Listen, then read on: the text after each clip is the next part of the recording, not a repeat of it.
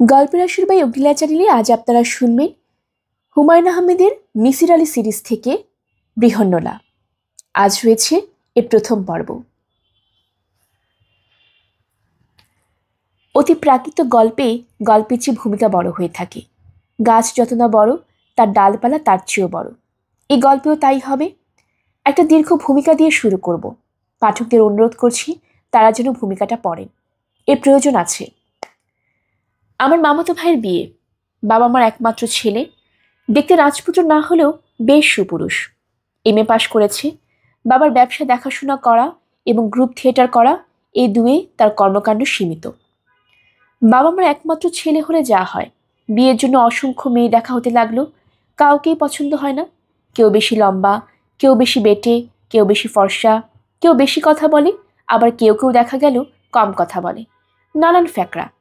শেষ পর্যন্ত যাকে পছন্দ হলো সেই মেয়ে ঢাকা ইডেন কলেজে বিয়ে পড়ে ইতিহাসে অনার্স। মেয়ের বাবা নেই, মার অন্য কোথায় বিয়ে হয়েছে। মেয়ে তার বড় চাচার বাড়িতে মানুষ, তিনিই তাকে খরচপত্র দিয়ে বিয়ে দিচ্ছেন। আমার মামা এবং মামি দুজনে কেউই এই বিয়ে সহজভাবে নিতে পারলেন না। যে মেয়ের বাবা নেই, মা আবার বিয়ে করেছে, পাত্রী হিসেবে সে তেমন কিছু না। তাছাড়া সে খুব সুন্দরীও না, মোটামুটি ধরনের চেহারা। আমার মামাতো ভাই তবু কেন জানি একবার মাত্র এই মেয়েকে দেখেই বলে দিয়েছে, এই মেয়ে ছাড়া আর কাউকে সে বিয়ে করবে না। মেয়ের বাবা নেই তো কি হয়েছে, সবার বাবা চিরকাল থাকে নাকি? মেয়ের মার বিয়ে হয়েছে, তাতে অসুবিধাটা কি? অল্প বয়সে বিধবা হয়েছে, তার তো বিয়ে করাই উচিত। এমন তো না যে দেশে বিধবা বিবাহ নিষিদ্ধ। মামা মামিকে শেষ পর্যন্ত মত দিতে হলো, তবে খুব বেশি মনে মত দিলেন না, কারণ মেয়ের বড় চাচাকেও তাদের খুবই অপছন্দ হয়েছে। লোকটা নাকি অভদ্রের চূড়ান্ত, ধরাতে সরা জ্ঞান করে, চামার টাইপ।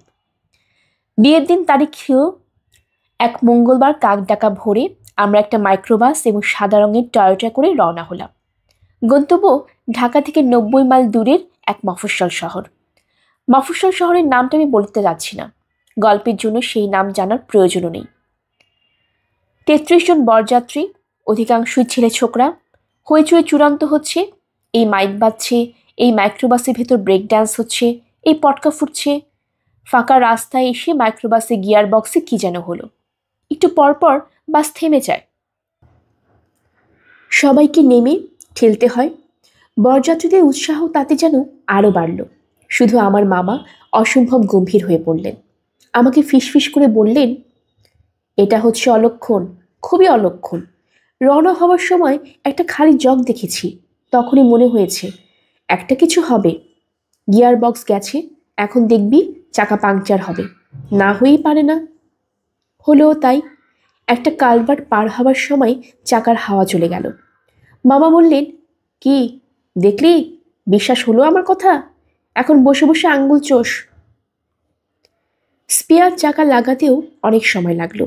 মামা ছাড়া অন্য কাউকে বিচলিত হতে দেখলাম না।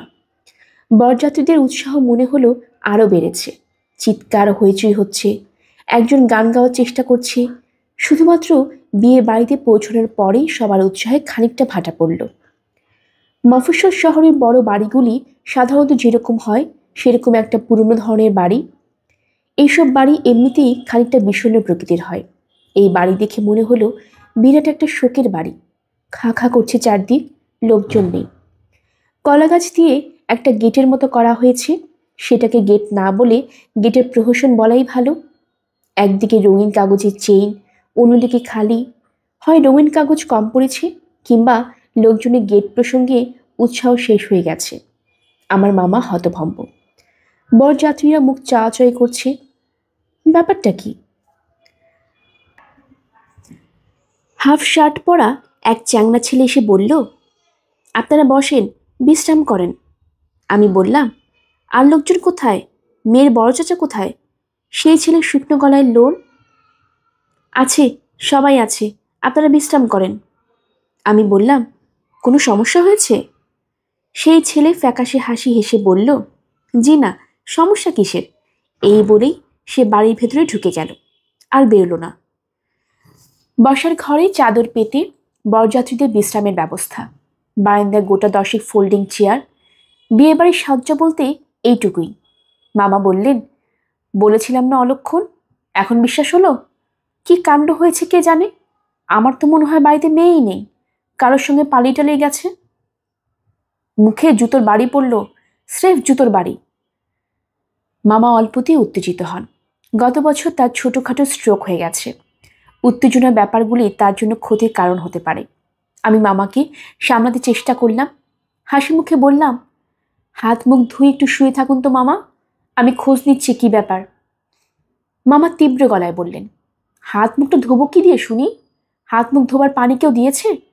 বুঝতে পারছিস না, এরা বেজুতে চূড়ান্ত করার চেষ্টা করছে। কি যে বলেন মামা, কথা যখন অক্ষরে অক্ষরে ফলবে তখন বুঝবি কি বলছি। কাপড় চোপড় খুলে ন্যাংটো করে সবাইকে ছেড়ে দিবে, পাড়ার লোক এনে ধোলাই দিবে। আমার কথা বিশ্বাস না হয় লিখে রাখ। মামার কথা শেষ হবার সঙ্গে সঙ্গেই খালি গায়ে নীল লুঙ্গি পরা এক লোক প্লাস্টিকের বালতিতে করে এক বালতি পানি এবং একটা মগ নিয়ে ঢুকলো। পাথরের মতো মুখ করে বলল, হাত মুখ ধোন, চা আইতাছে। মামা বললেন, খবরদার, কেউ চা মুখে দেবে না, খবরদার, দেখি ব্যাপার কি। ভেতর বাড়ি থেকে কান্নার শব্দ আসছে। বিয়ে বাড়িতে কান্না কোনো অস্বাভাবিক ব্যাপার নয়, কিন্তু এই কান্না অস্বাভাবিক লাগছে। মধ্যবয়স্ক এক লোক এক বিশাল কেটলিতে করে চা নিয়ে ঢুকলো।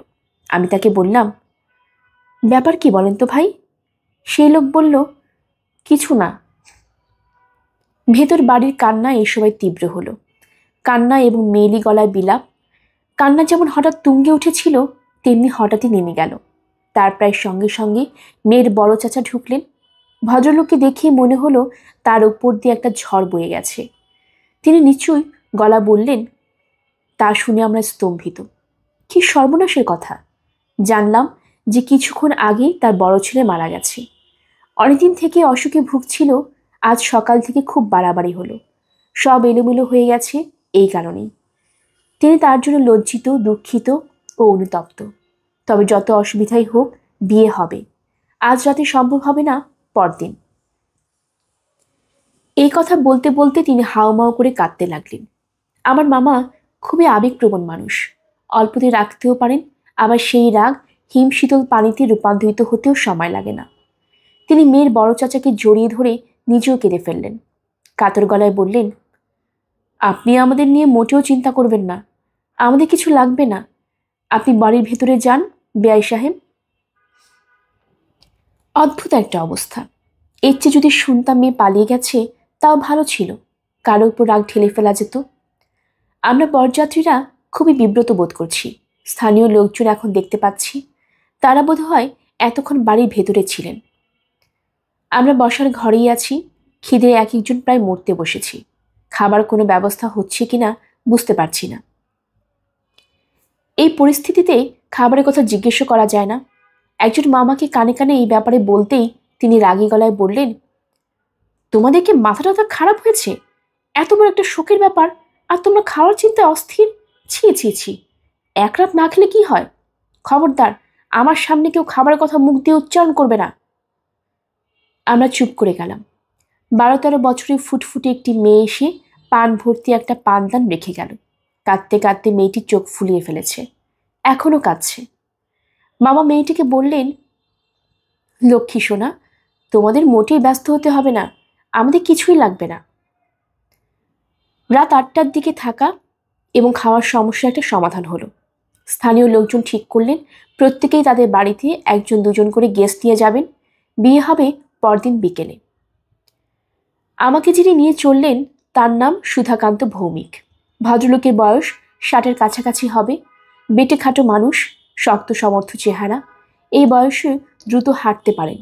ভদ্রলোক মৃদুভাষী, মাথার চুল ধবধবে সাদা, গেরুয়া রঙের একটা চাদর দিয়ে নিজেকে জড়িয়ে রেখেছেন। কেমন যেন ঋষি ঋষি লাগছে। আমি বললাম, সুধাকান্ত বাবু, আপনার বাসা কত দূর? উনি বললেন, কাছেই। গ্রাম এবং মফস্বলের লোকদের দূরত্ব সম্পর্কে কোনো ধারণাই নেই। তাদের কাছেই আসলে দিল্লি হনুজ দূর অস্তের মতো। আমি হাঁটছি তো হাঁটছি। অগ্রহায়ণ মাস, গ্রামের সময়ে ভালো শীত থাকে।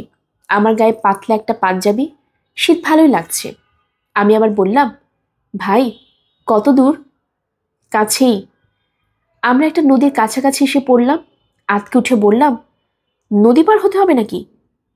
পানি নেই, জুতা খুলে হাতে নিয়ে নিন। রাগে আমার গা জ্বলে গেল।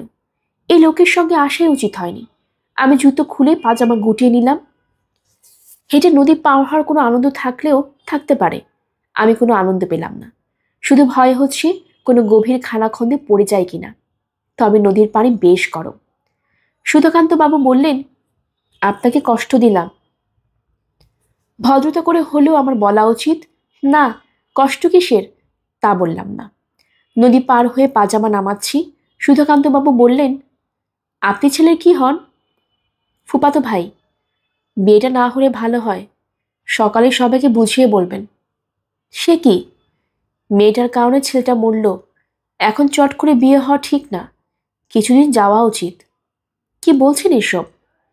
ছেলেটা সকালবেলা বিষ খেয়েছে, ধুতরা বীজ। এই অঞ্চলে ধুতরা খুব হয়। আপনি বলছেন কি ভাই? ছেলের বাবা রাজি হলেই পারত। ছেলেটা বাঁচত। গোয়ার গোবিন্দ মানুষ, তার না মানেই না। ছেলে মেয়ের এই প্রেমের ব্যাপারটা সবাই জানে নাকি? জানবে না কেন? মফস্বল শহরে এইসব চাপা থাকে না। আপনাদের শহরে অন্য কথা, আকসার হচ্ছে। আমার মনটা খারাপ হয়ে গেল। এ কি সমস্যা? বাকি পথ দুজন নীরবে পার হলাম। পুরোপুরি নীরব বলাটা বোধহয় ঠিক হলো না। ভদ্রলোক নিজের মনেই মাঝে মাঝে বিড়বিড় করছিলেন, মন্ত্রণা তো পড়ছেন বোধ হয়। ভদ্রলোকের বাড়ি একেবারে জঙ্গলের মধ্যে। একতলা পাকা দালান, প্রশস্ত উঠোন, উঠোনের মাঝখানে তুলসী মঞ্চ, বাড়ির লাগোয়া দুটি প্রকাণ্ড কামিনী গাছ। একপাশে কুয়া আছে। হিন্দু বাড়িগুলো যেমন থাকে, ছবির মতো পরিচ্ছন্ন। উঠোনে দাঁড়াতেই মনে শান্তি শান্তি একটা ভাব হলো। আমি বললাম, এত চুপচাপ কেন? বাড়িতে লোকজন নেই? না। আপনি একা নাকি? হুম। বলেন কি, একা একা এত বাড়িতে থাকেন? আগে অনেক লোকজন ছিল, কিছু মরে গেছে, কিছু চলে গেছে ইন্ডিয়াতে। এখন আমি একাই আছি। আপনি স্নান করে ফেলুন। স্নান ফান লাগবে না, আপনি কিছু খাবারের ব্যবস্থা করুন, তাহলেই হবে। একটু সময় লাগবে, রান্না জোগাড় করতে হবে। আপনি কি এখন রান্না করবেন? রান্না না করলে খাবেন কি? বেশিক্ষণ লাগবে না। ভদ্রলোক গামছা, সাবান এবং একটা জল চুকিয়ে নিয়ে কুয়ার পাশে রাখলেন। স্নান করে ফেলুন, সারাদিন জার্নি করে এসেছেন, স্নান করলে ভালো লাগবে। কুয়ার জল খুব ভালো। দিন, আমি জল তুলে দিচ্ছি। আপনাকে তুলতে হবে না, আপনি বরং রান্না শুরু করুন। খিদে চোখ অন্ধকার হয়ে আসছে। এই লুঙ্গিটা পরুন, ধোয়া আছে। আজ সকালেই সোডা দিয়ে ধুয়েছি। আমার আবার পরিষ্কার থাকার বাতিক আছে, নোংরা সহ্য করতে পারি না। ভদ্রলোক যে নোংরা সহ্য করতে পারেন না তা পরিষ্কার বোঝা যাচ্ছে। তিনি রান্না করতে বসেছেন উঠোনে। উঠোনে পরিষ্কার ঝকঝকে দুটো মাটির চুলা।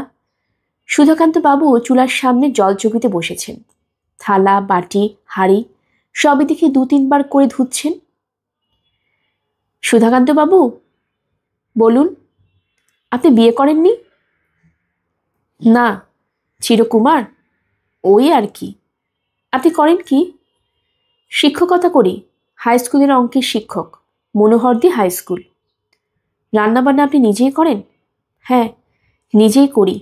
একবেলা রান্না করি, একবেলা ভাত খাই, আর সকালে চিরা ফলমূল এসব খাই। কাজের লোক রাখেন না কেন?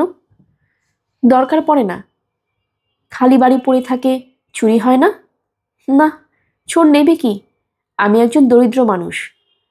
আপনি স্নান করে নিন, স্নান করলে ভালো লাগবে।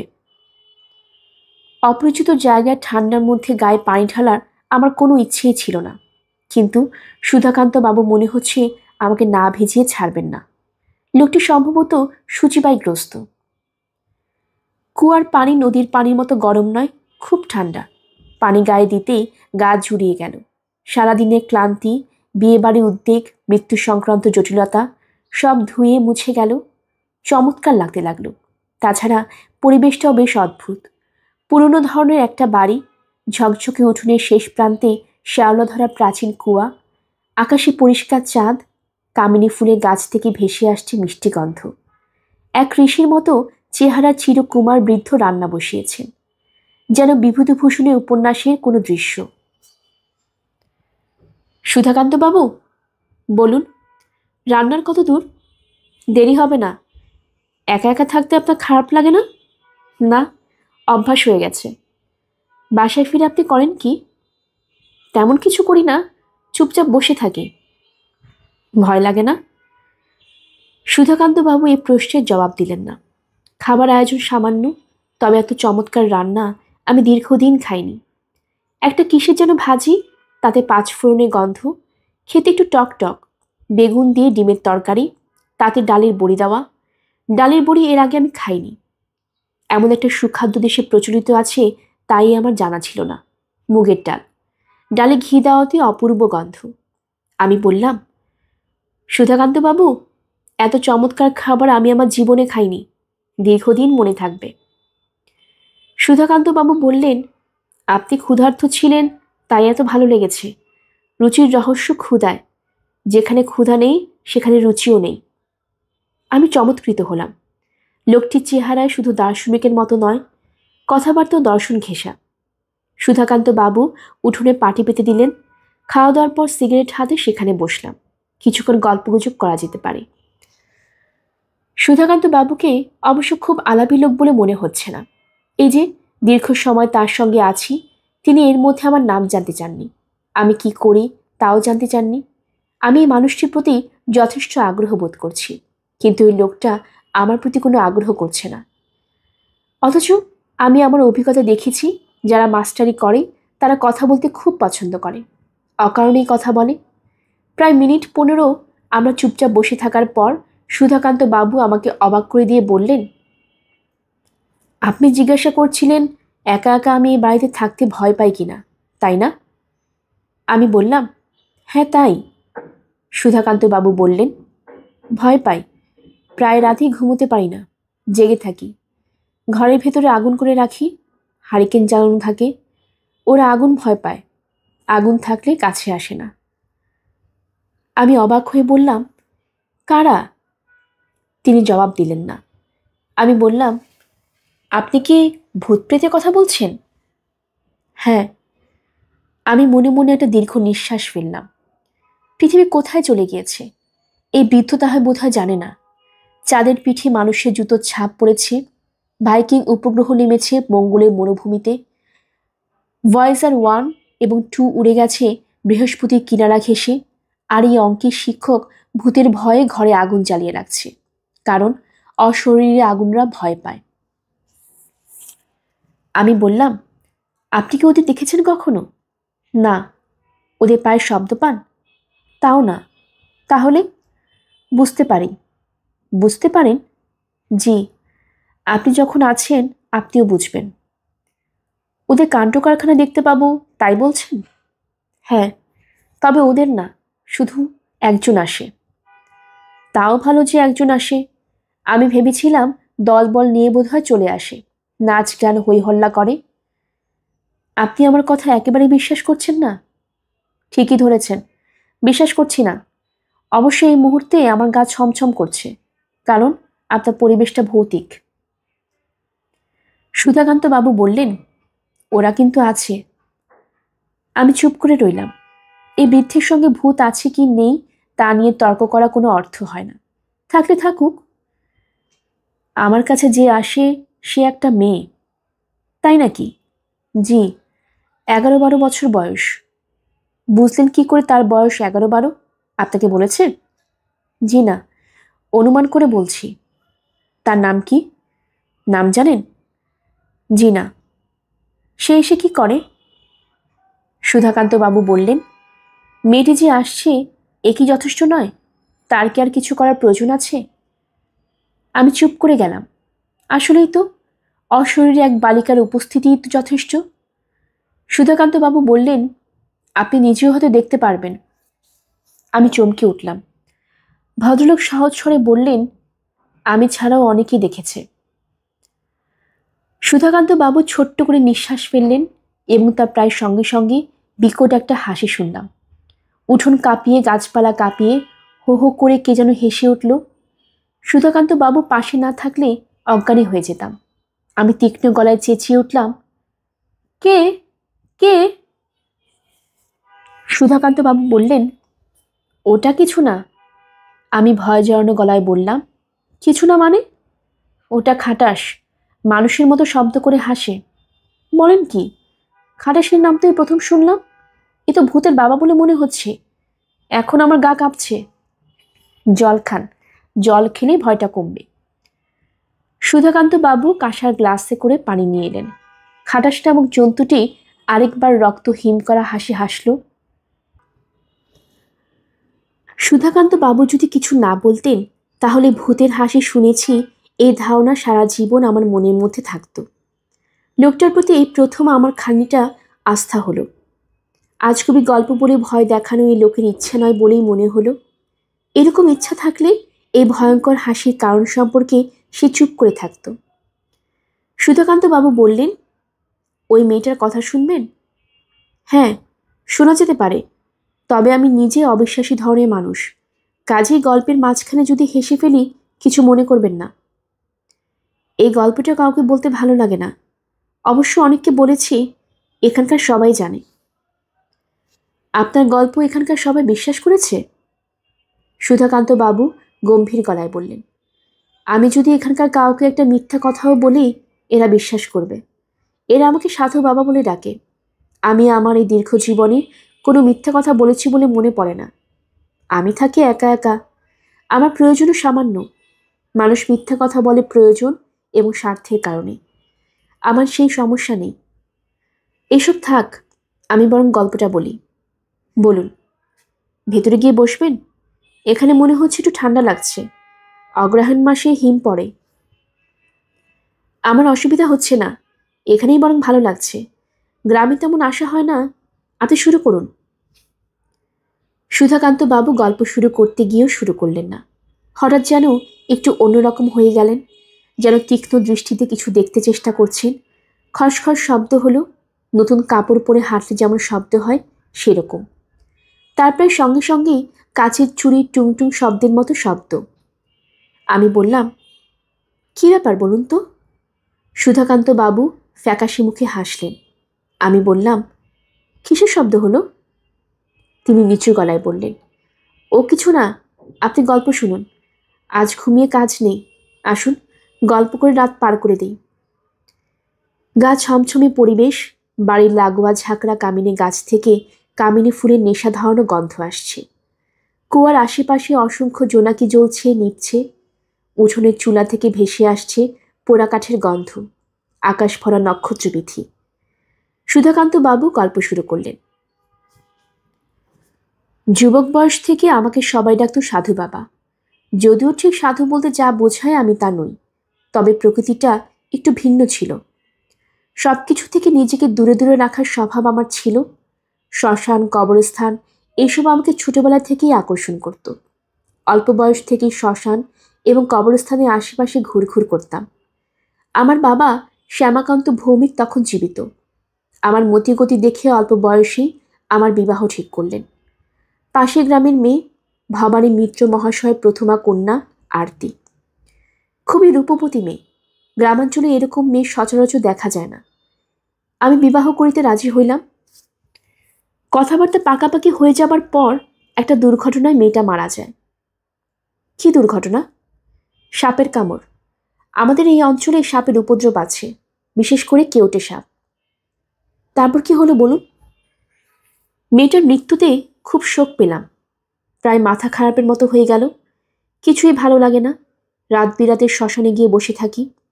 সমাজ সংসার কিছুতেই মন বসে না। গভীর বৈরাগ্য। কিছুদিন সাধু সন্ন্যাসীর খোঁজ করলাম। ইচ্ছা ছিল উপযুক্ত গুরুর সন্ধান পেলে মন্ত্র নেব। তেমন কাউকে পেলাম না। আমার বাবা অন্যত্র আমার বিবাহের চেষ্টা করলেন। আমি রাজি হলাম না। বাবাকে বুঝিয়ে বললাম যে ঈশ্বরের ইচ্ছা না যে আমি সংসারের বন্ধনে আটকা পড়ি। পরিবারের অন্যরাও চেষ্টা করলেন, আমি সম্মত হলাম না। এসব আমার প্রথম যৌবনের কথা। না বললে আপনি গল্পটা ঠিক বুঝতে পারবেন না। আপনি কি বিরক্ত হচ্ছেন? আমি বললাম, না, বিরক্ত হব কেন? সুধাকান্ত বাবু বললেন, প্রথম যৌবনের কথা সবাই খুব আগ্রহ করে বলে, আমি বলতে পারি না। আপনি তো ভালোই বলছেন, থামবেন না, বলতে থাকুন। সুধাকান্ত বাবু আবার শুরু করলেন। এরপর অনেক বছর কাটল। শ্মশানে শ্মশানে ঘুরতাম বলেই বোধ হয় ঈশ্বর আমার ঘরটাকেই শ্মশান করে দিলেন। পুরোপুরি একা হয়ে গেলাম।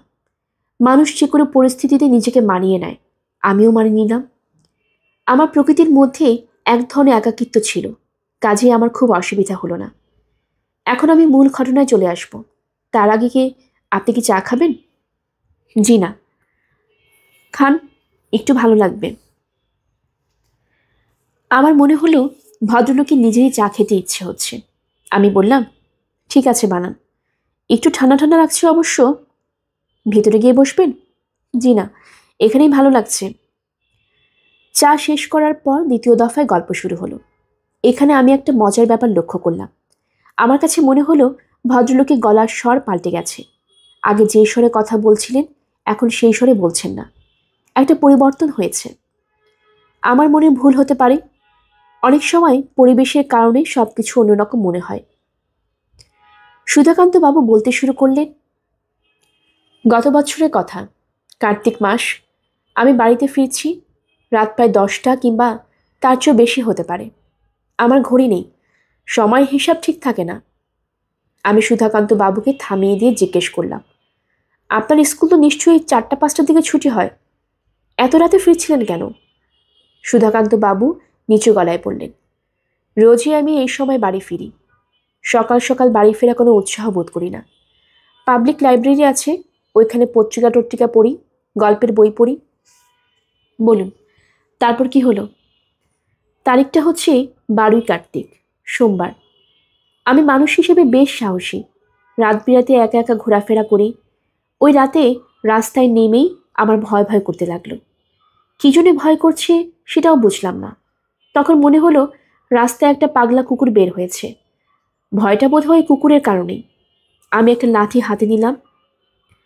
শুক্লপক্ষের রাত, ফকফকা জ্যোৎস্না, তবু পরিষ্কার সব কিছু দেখা যাচ্ছে না, কারণ কুয়াশা। কার্তিক মাসের শেষে এদিকে বেশ কুয়াশা হয়। নদীর কাছাকাছি আসতেই কুকুরটাকে দেখলাম, গাছের নিচে শুয়েছিল। আমাকে দেখে উঠে দাঁড়ালো এবং পিছনে পিছনে আসতে লাগলো। মাঝে মাঝে চাপা শব্দ করছে। পাগলা কুকুর পিছনে পিছনে আসছে, আমি এগুচ্ছি। ব্যাপারটা খুব ভয়াবহ। যে কোনো মুহূর্তেই কুকুর ছুটে এসে কামড়ে ধরতে পারে। আমি কুকুরটাকে তাড়াবার চেষ্টা করলাম, ঢিল ছুড়লাম, লাঠি দিয়ে ভয় দেখালাম। কুকুর নড়ে না, দাঁড়িয়ে থাকে। চাপা শব্দ করতে থাকে। আমি হাঁটতে শুরু করলেই সেও হাঁটতে শুরু করে। যাই হোক, আমি কোনো ক্রমে নদীর পাড়ে এসে পৌঁছলাম। তখন আমার খানিকটা সাহস ফিরে এলো, কারণ পাগলা কুকুর পানিতে নামে না। পানি দেখলে এরা ছুটে পালায়। অদ্ভুত কাণ্ড, কুকুর পানি দেখে ছুটে পালালো না, আমার পিছনে পিছনে পানিতে নেমে পড়ল। আমার বিস্ময় সীমা রইল না। আমি নদীর ওপারে উঠলাম, কুকুরটাও উঠল। আর ঠিক তখন একটা ব্যাপার ঘটল। সুধাকান্ত বাবু থামলেন। আমি বিরক্ত গলায় বললাম, আপনি জটিল জায়গাগুলোতে দয়া করে থামবেন না, গল্পের মজা নষ্ট হয়ে যায়। সুধাকান্ত বাবু বললেন, এটা কোনো গল্প না। ঘটনাটা কিভাবে বলবো ঠিক বুঝে উঠতে পারছি না বলে থেমেছি। আপনি মোটামুটিভাবে বলুন, আমি বুঝে নেব। কুকুরটা আমার কাছে খুব কাছাকাছি চলে এলো।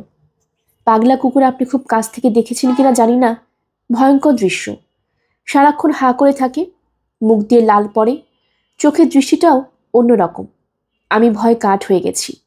ছুটে পালাবো বলে ঠিক করেছি। ঠিক তখন কুকুরটা কেন জানি ভয় পেয়ে গেল, অস্বাভাবিক ভয়। একবার এদিকে যাচ্ছে, একবার ওদিকে যাচ্ছে। চাপা আওয়াজটা তার গলায় আর নেই।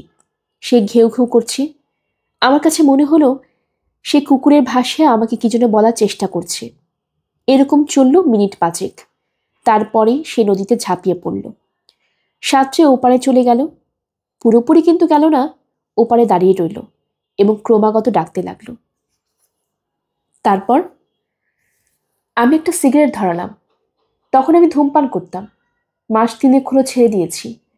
যাই হোক, সিগারেট ধরাবার পর ভয়টা পুরোপুরি কেটে গেল। হাত থেকে লাঠি ফেলে দিলাম। বাড়ির দিকে রওনা হব বলে ভাবছি, হঠাৎ মনে হলো নদীর ধার ঘেঁষে বড় হওয়া ঘাসগুলোর মাঝখান থেকে কি একটা যেন নড়ে উঠল। আপনি আবার ভয় পেলেন? না, ভয় পেলাম না। একবার ভয় কেটে গেলে মানুষ চট করে আর ভয় পায় না। আমি এগিয়ে গেলাম। কুকুরটা তখনও আছে? হ্যাঁ, আছে। তারপর বলুন। কাছাকাছি এগিয়ে গিয়ে দেখলাম একটা মেয়ের ডেড বডি। 11-12 বছর বয়স, পরনে ডোরাকাটা শাড়ি। বলেন কি আপনি? যা দেখলাম তাই বলছি। মেয়েটা যে মরে আছে তা বুঝলেন কি করে? যে কেউই বুঝবে। মেয়েটা মরে শক্ত হয়ে আছে, হাত মুঠিবদ্ধ করা, মুখের কষে রক্ত জমে আছে। কি সর্বনাশ! আমি দীর্ঘ সময় মেয়েটার সামনে দাঁড়িয়ে রইলাম। ভয় পেলেন না? না, ভয় পেলাম না। আপনাকে তো আগেই বলেছি, একবার ভয় পেলে মানুষ দ্বিতীয়বার চট করে ভয় পায় না।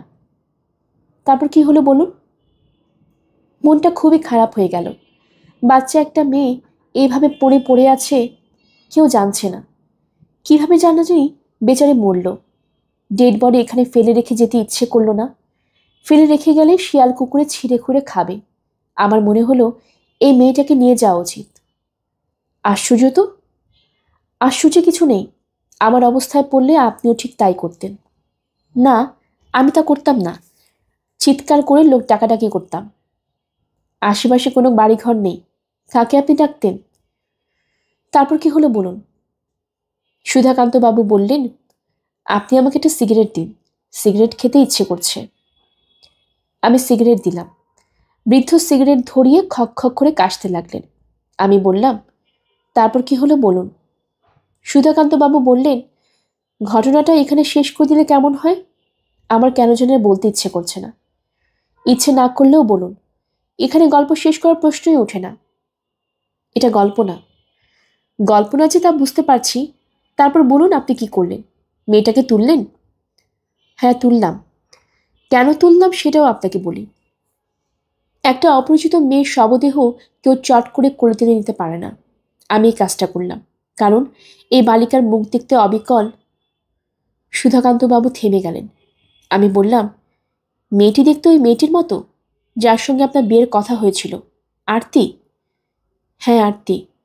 আপনার স্মৃতিশক্তি তো খুব ভালো। আপনি আপনার গল্পটা বলে শেষ করুন। মেয়েটি দেখতে অবিকল আরতির মতো। আমি মাটি থেকে তাকে তুললাম। মরা মানুষের শরীর ভারী হয়ে যায়, লোকে বলে। আমি দেখলাম মেয়েটার শরীর খুব হালকা। একটা কথা বলতে ভুলে গেছি। মেয়েটাকে তোলার সঙ্গে সঙ্গে কুকুরটার চিৎকার বন্ধ করে দিল। আমার কাছে মনে হলো চারদিক হঠাৎ যেন অস্বাভাবিক নীরব হয়ে গেছে। আমি মেয়েটাকে নিয়ে রওনা হলাম। আপনার ভয় করলো না? না, ভয় করেনি। মেয়েটার জন্য মমতা লাগছিল। আমার চোখে প্রায় পানি এসে গিয়েছিল। কার না কার মেয়ে কোথায় এসে মরে পড়ে আছে। বাড়িতে এসে পৌঁছলাম। মনে হচ্ছে নিশুতি রাত। আমি কোলে করে একটা মৃত বালিকা নিয়ে এসেছি, অথচ আমার মোটেও ভয় করছে না। আমি মেয়েটিকে ঘাড়ের উপর শুয়ে রেখেই তালা খুলে ঘরে ঢুকলাম। তখন কেন জানি বুকটা কেঁপে উঠল, হাত পা ঠান্ডা হয়ে এলো। আমি ভাবলাম ঘর অন্ধকার বলেই এরকম হচ্ছে, আলো জ্বাললেই ভয় কেটে যাবে। মেয়েটাকে আমি বিছানায় শুয়ে দিলাম। খাটের নিচে হারিকেন থাকে। আমি হারিকেন বের করলাম। ভয়টা কেন জানি ক্রমেই বাড়তে লাগলো। মনে হলো ঘরের বাইরে অনেকেই দাঁড়িয়ে আছে, অবাক হয়ে আমার কাণ্ড কারখানা দেখছে। যেন আমার সমস্ত আত্মীয় স্বজনরা চলে এসেছে। আমার বাবা, আমার ঠাকুরদা, আমার ছোট পিসি, কেউ বাদ নেই। ওরা যে নিজেদের মধ্যে ফিসফিস করছে তাও আমি শুনতে পাচ্ছি। হারিকেন জ্বালাতে অনেক সময় লাগলো। হাত কেঁপে যায়, দেশলার কাঠি নিভে যায়, সলতায় আগুন ধরতে চায় না। টপ টপ করে আমার গা দিয়ে ঘাম ঝরছে। শেষ পর্যন্ত হারিকেন জ্বলল। আমার নিঃশ্বাস স্বাভাবিক হয়ে এলো। আমি খাটের দিকে তাকালাম। এটা আমি কি দেখছি? এটা কি সম্ভব? এসব কি? আমি দেখলাম মেয়েটা খাটের উপর বসে আছে, বড় বড় চোখে তাকিয়ে আছে আমার দিকে। আমার পায়ের নিচে মাটি কেঁপে উঠল। মনে হলো মাথা ঘুরে পড়ে যাচ্ছি। স্পষ্ট শুনলাম উঠোন থেকে ভয়ার্ত গলায় আমার বাবা ডাকছেন, ও সুধাকান্ত, ও সুধাকান্ত, তুই বেরিয়ে আয়। ও সুধাকান্ত, তুই বেরিয়ে আয়। ও বাপধন, বেরিয়ে আয়। আমি বেরিয়ে আসতে চাইলাম, পারলাম না।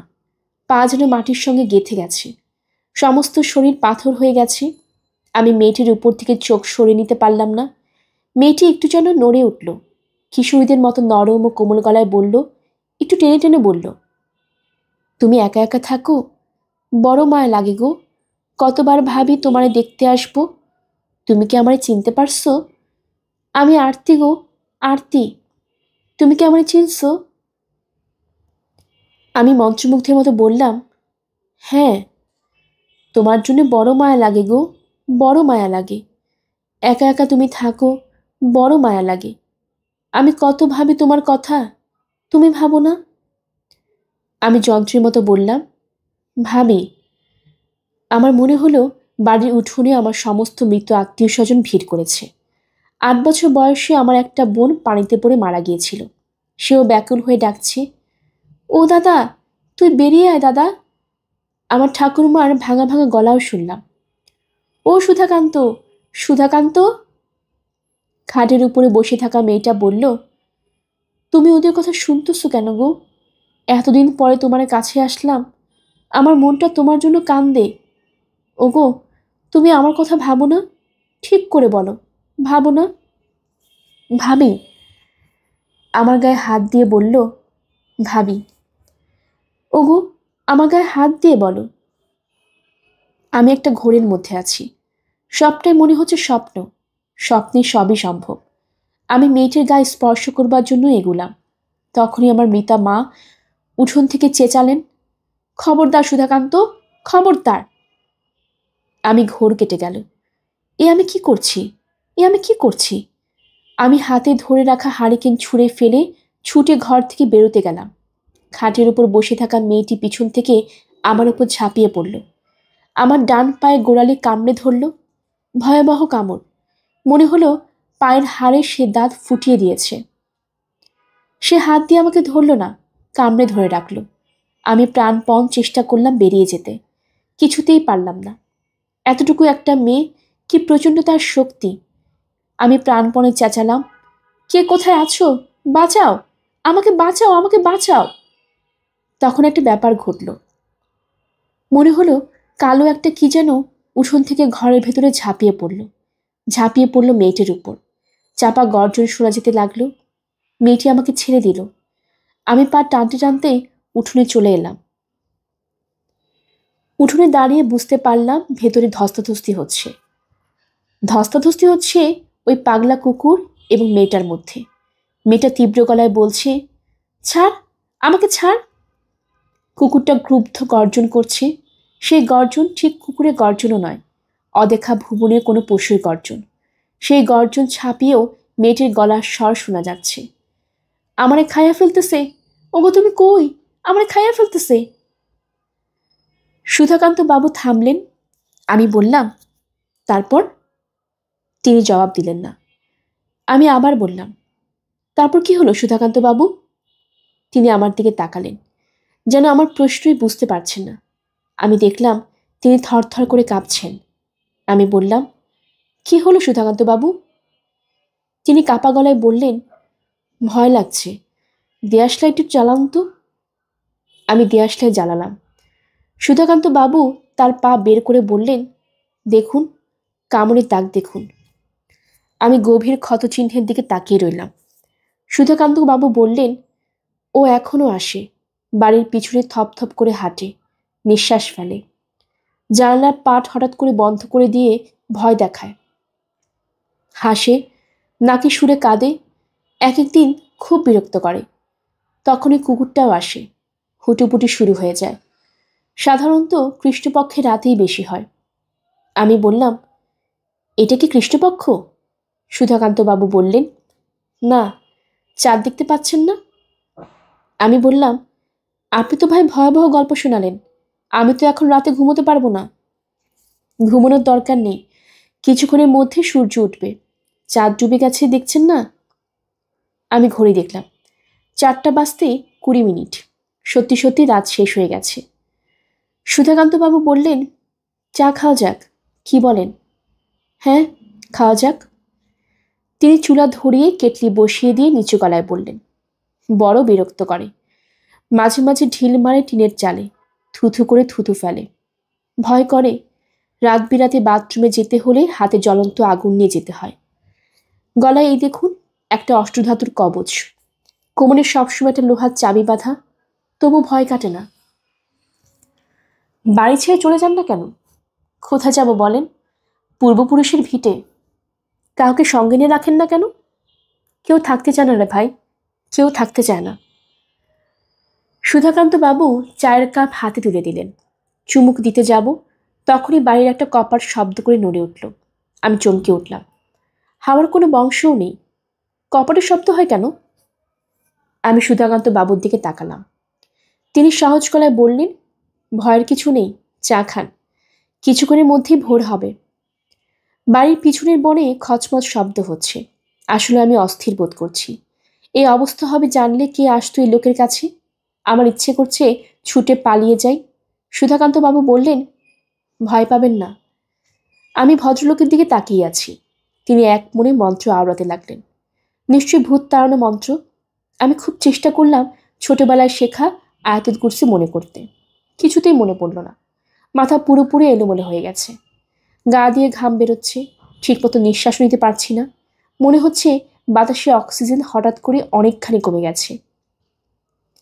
ভয় নামক ব্যাপারটি যে কত প্রবল এবং কীরকম সর্বগ্রাসী তাই প্রথম বুঝলাম। একসময় ভোর হলো, ভোরের পাখি ডাকতে লাগলো। আকাশ ফর্সা হলো, তাকিয়ে দেখি গায়ের পাঞ্জাবি ভিজে জব জব করছে। আমার মামাতো ভাইয়ের বিয়েটা শেষ পর্যন্ত হলো না। মেয়ে কিছুতেই কবুল বলল না। যতবার বলা হলো মা বলো কবুল, ততবারই মেয়ে কঠিন গলায় বলল না। আমি ছেলেপক্ষের সাক্ষীদের একজন, বড় বিব্রত বোধ করতে লাগলাম। মেয়ের এক খালা বললেন, আপনারা একটু পরে আবার আসুন, বাড়িতে এত বড় একটা দুর্ঘটনা ঘটেছে, মন টন খারাপ, বুঝতেই পারছেন। আমি চলে এলাম। ঘণ্টাখানেক পর আবার গেলাম। বলা হলো, মা বলো তো কবুল। মেয়েটি অস্ফুট গলায় কি যেন বলল। মেয়ের খালা বললেন, এই তো বলেছে। মেয়ে মানুষ চিৎকার করে বলবে নাকি? আমি শুনেছি, পরিষ্কার বলেছে। এখন যান, ছেলে কবুল নিয়ে আসুন। আমি দৃঢ় গলায় বললাম, আমি কিছু শুনতে পাইনি, পরিষ্কার করে বলতে হবে। উকিল বললেন, মা বলো কবুল। মেয়েটি এবার স্পষ্ট করে বলল, না। বলেই তীব্র চোখে আমার দিকে তাকালো। সেই চোখে রাগ ছিল, ঘৃণা ছিল, কিঞ্চিত অভিমানও ছিল। যেন সে বলছে, কেন তোমরা আমাকে কষ্ট দিচ্ছ? তোমাদের পায়ে পড়ি দয়া করে, আমাকে মুক্তি দাও। আমি বললাম, বিয়ের ব্যাপারটা আপাতত বন্ধ থাকুক, শোকের ধাক্কাটা কমুক, তারপর দেখা যাবে। আমরা চলে এলাম। মফস্বলের ওই শহরের সাথে কোনো রকম সম্পর্ক রইল না, তবে শহরটার স্মৃতি আমার মনে কাটার মতো বিঁধে রইল। স্মৃতির সবটুকুই গভীর বেদনার। আমার মামা ওখান থেকে ফিরে আসার পরপরই মায়োকার্ডিয়াক ইনফ্রাকশনে মারা গেলেন। ছেলের বউ দেখার খুব শখ ছিল, সেই শখ মিটল না। মামাতো ভাইটিও বিয়ে করতে রাজি হলো না। বিচিত্র কারণে সে ওই মেয়েটির ছবি বুকে পুষতে লাগলো। শুধুমাত্র তার মুখের দিকে তাকিয়ে আবার বছরখানেক পর গেলাম ওই শহরে। শুনলাম মেয়েটির বিয়ে হয়ে গেছে, ছেলে ডাক্তার। সুধাকান্ত বাবুর সঙ্গেও দেখা হলো। আশ্চর্যের ব্যাপার, তিনি আমাকে চিনতে পারলেন না। যখন বললাম, আপনার সঙ্গে একবার সারা রাত কাটালাম, আপনার কিছুই মনে নেই? তিনি বললেন, ও আচ্ছা, মনে পড়েছে। তার চোখ মুখ দেখে বুঝলাম কথাগুলি তিনি ভদ্রতা করেই বললেন। আসলে কিছুই মনে পড়েনি। ভদ্রলোক আমাকে ভুলে গিয়েছেন ঠিকই, কিন্তু আমি তাকে মনে রেখেছি এবং বেশ ভালোভাবেই মনে রেখেছি। তার বিচিত্র অভিজ্ঞতার কথা প্রায় মনে হতো। সেই অভিজ্ঞতায় আমারও কিছু অংশ আছে। কপাটের শব্দ আমি নিজের কানে শুনে এসেছি। বাতাস নেই, কিছু নেই, অথচ শব্দ করে কে যেন কপাট বন্ধ করল। কাঁচের চুরির শব্দ, বাড়ির পিছনে খচখচ আওয়াজ, সবই আমার নিজের কানে শোনা। সুধাকান্ত বাবুর এই গল্প অনেকের সঙ্গেই করেছি, খুব আগ্রহ নিয়ে করেছি। ঝড় বৃষ্টির রাতে যখন এই ভূতের গল্পের আসর বসেছে, আমি এই গল্প বলেছি। তবে গল্প তেমন জমাতে পারিনি। আমি যেমন অভিভূত হয়েছিলাম, আমি লক্ষ্য করেছি আমার গল্পের শ্রোতারা তার 100 ভাগের 1 ভাগও হয় না। অথচ আমি নিজে খুব ভালো গল্প বলতে পারি। হয়তো পরিবেশ একটা ব্যাপার। সুধাকান্ত বাবুর বাড়িতে আধ জ্যোৎস্নায় যে পরিবেশ তৈরি হয়েছিল, ঢাকা শহরের ড্রয়িং রুমে সেই পরিবেশ তৈরি করা সম্ভব নয়। তবু এটি আমার একটি প্রিয় গল্প। যতবার এই গল্প বলেছি, ততবার ওই রাতের কথা মনে পড়েছে। এক ধরনের শিহরণ বোধ করেছি। গল্পের আসর বাই অগ্নিলা চ্যানেলে আপনারা শুনছিলেন মিসির সমগ্র থেকে হুমায়ুন আহমেদের বৃহন্নলা। আসছিল এ প্রথম পর্ব। আমার এই গল্প পাঠ আপনাদের কাছে ভালো লেগে থাকলে কাইন্ডলি সাবস্ক্রাইব করবেন। নতুন যারা আছেন, আমাদের চ্যানেলে অনেকগুলো গল্প পাঠ করা আছে, কাইন্ডলি শুনে নেবেন। আশা করছি আপনাদের সবার কাছে ভালো লাগবে। পরবর্তী পর্ব শোনার জন্য আমন্ত্রণ রইল। ধন্যবাদ, ভালো থাকবেন।